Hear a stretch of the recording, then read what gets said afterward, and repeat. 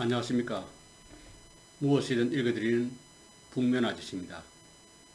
지금 읽어드릴 책은 사마천 사기 72회입니다. 잠시 후 장석진은 판결을 내렸다. 혼자 행차를 범한 것이므로 벌금형에 해당된다는 판결이었다.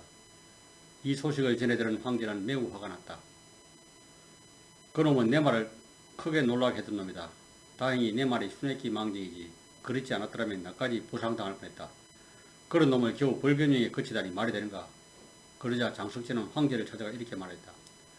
법률을 법률이라고 칭하는 이유는 천자와 백성들이 공통으로 준수해야 하기 때문입니다.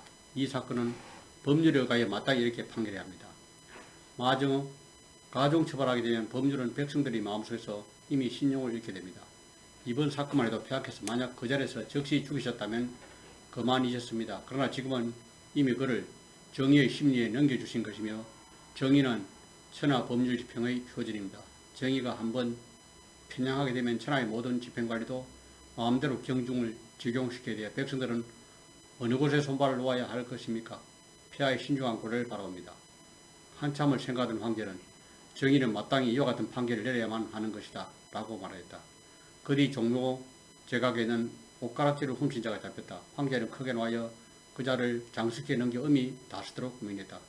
장석지는 종묘에 차려놓은 물건을 훔친 자에 관한 법정을 지정시켜 처형시킨 다음 시체를 시장 바닥에 버린 형에 차도록 했다. 그러자 황제는 퍼적되었다. 그놈은 무도하게 선제의 사당에 있는 물건을 훔친다. 나는 그대가 그놈의 3조까지 멸해줄 것이라 생각했다. 그런데 법률대로만 적용시켰다니. 이에 장석지는 과를 벗고 머리를 조아리며 사자했다. 황공하오나 법률로서는 더 이상 할 수 없습니다. 그리고 재상이 같더라도 그 제재에 따라 차등을 두어야 할 것입니다.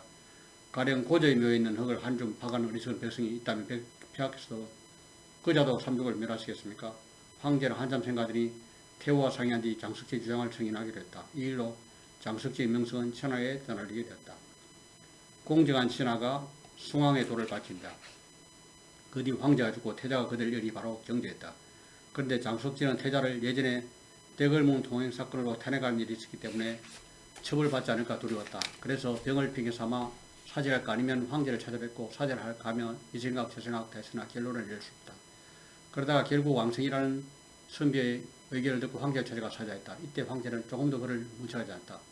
왕생은 노자의 학문에 정통한 처사였다. 하루는 나라의 부를 맡고 궁궐로 들어가는데 그는 내 벗은 풀어집곤 하고 중얼거리더니 장석지를 돌아다보고 말했다. 내 벗은 좀 메어주게. 이에 장석지는 다가 무릎을 꿇고 벗은끈을 메어주었다. 궁궐에 나와서 누군가 왕성에게 물었다. 왜 조정에서 장석지에게 욕을 보이셨습니까? 그러자 왕성은 이렇게 대답했다. 나는 나이도 늙고 죄도 없는 사람이요. 그래서 그런 방법으로 장석지를 도울 수밖에 없었어. 그 사람 지금 천하의 쟁쟁한 대신이요. 그래서 내가 그를 욕보여 무릎을 꿇고 벗은끈을 매기하면서 그가 겸하고 덕이 높은 선비라는 사실을 보여주려 했던 것이요. 나라의 지사들은 이 사실을 알고 왕성을 칭찬하였고 또 장석지를 존경했다. 장석지는 경제가 제를 이어받은 후 1여 년 동안 일했는데 경제는 그를 허남왕의 성상으로 자전시켰다. 이는 역시 이전에 그가 경제를 탄핵했던 일로 인한 것이었다. 세월이 흘러 장석지는 세상을 떠났다. 40일 만석열전 성실하지만 용대한 구상이 없다. 만석군이라는 호칭을 유래. 만석군의 이름은 석군이며 그의 부친은 조나라에 살다가 진나라가 천하통일을 했을 때 한해 땅의 운지방으로 이사했다. 부친을 따라 한해 땅을 살고 있던 석군은 한왕이 항우를 공격하기 위해 한해 땅을 지나게 됐을 당시 15세의 말단 관리였는데 우연한 기회에 한왕회에 들어가 시종을 들게 됐다. 한왕은 그와 얘기해보고는 그와 공손하고 예의바른 태도를 매우 기여하게 됐다. 어느 날 한왕이 그를 불러 물어보았다. 부모님과 형제는 있느냐? 예, 어머님이 살아계시지만 앞을 못 보시며 집안이 가난합니다. 또 누나가 한 명인데 근무를 좋아합니다. 그 말을 듣고 한왕이 다시 물었다. 너는 나를 계속 따라다닐 생각이냐? 예, 저희 있는 힘을 다해 받들고자 합니다. 한왕은 즉시 석군에게 벼슬을 주어 어전 행사와 문수관리를 맡게 했다. 그의 누나를 미인으로 삼았고 집도 장화로 옮기도록 하였다.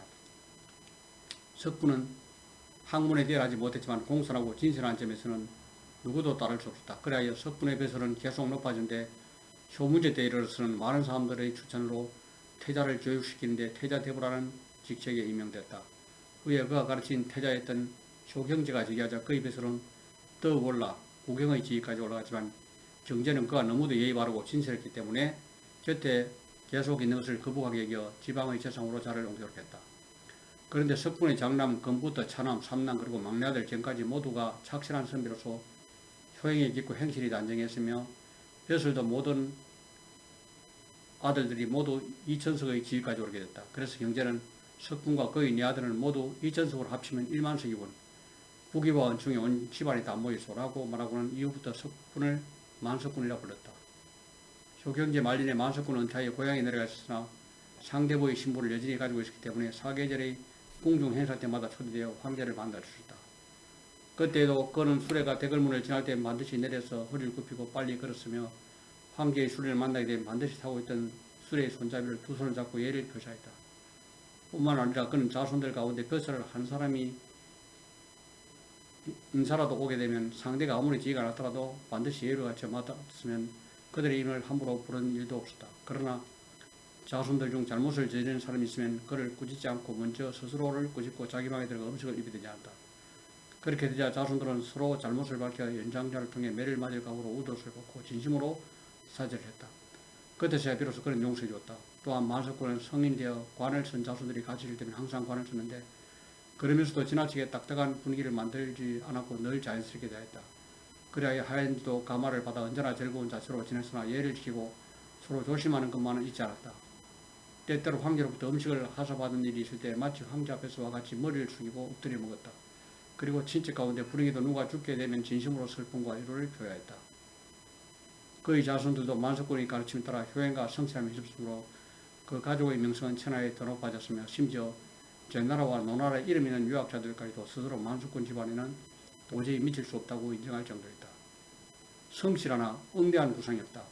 한무제 2년에 낭중령 왕장이 유학을 성상하다가 처벌되었다. 이때 태우는 선비들은 형식에만 시끄러울 뿐 실속이었고 이에 비해 만석군의 집안은 커다란 권위는 없지만 겸손하고 신중하다고 생각하여 만석군의 장남 석건을 낭중령에 임명했으며 막내 아들 석정은 내사에 임명하였다.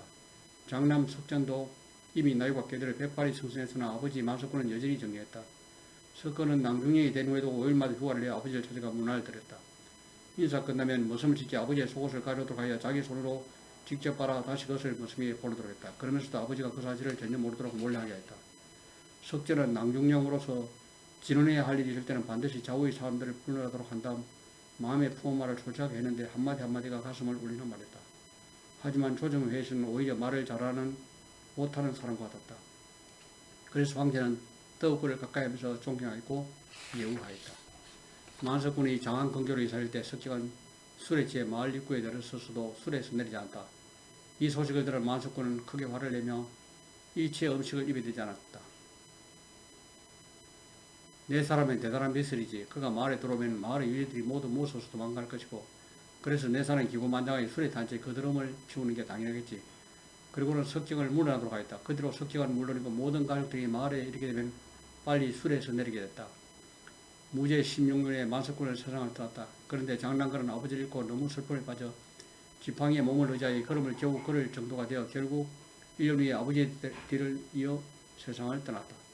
만석군의 아들과 손자들도 모두가 효자였는데 그 중에서도 작은 그는 아버지 만석군보다 더 알 정도였다. 언젠가 그는 낭중령으로 시대 황제에게 상소를 올린 적이 있었는데 그 글이 반환되었으므로 그는 다시 읽어가는 도중 얼굴이 창백해졌다. 아니 이럴 수가 있는가? 글자를 잘못 썼자는가? 말맞자는 네 다리를 뜻하되 네 개의 전과 꼬리를 뜻하는 선이 합쳐 점이 5개인데 4개 발에 안 지켰구나. 폐하께서 꾸짖으신다면 죽어 마땅한 죄이다. 거의 조심하는 몸가지만 매사에 있어서 모두 이러한 정도였다. 만석군이 막내 아들 경이 어느 날 황제를 수레에 모시고 궁 밖으로 나왔다. 그때 황제가 물었다. 이 수레를 몇 마리 말이 끌고 있어? 그러자 경은 최초로 말을 하나하나 세고 난 다음 손가락 꼽아 6마리입니다. 라고 대답했다. 만석군의 아들 중 석경이 그나마 가장 소탈하고 대충 하는 편이었는데 그런 정도였다. 석경이 제나라 재상이 되자 제나라 사람들은 모두 그의 집안 가풍을 부록하여 일일이 명령할 필요도 없이 모든 일이 잘 다스려졌다. 그 후 제나라 사람들은 석경을 위해 석상사라는 사당을 지었다. 한무제 18년 석경은 태자대부로 임명되었으며 7년 후에는 의사대부로 영전됐다. 그리고 3년 뒤엔 다시 성상이 죄를 지어 파면되자 황제가 석경에게 다음과 같은 조서를 냈다. 만석군은 선제께서 충종하셨던 인물이며 자손들은 모두 효자로 이름이 높다. 이에 의사대부 석경을 성상에 임명하노라.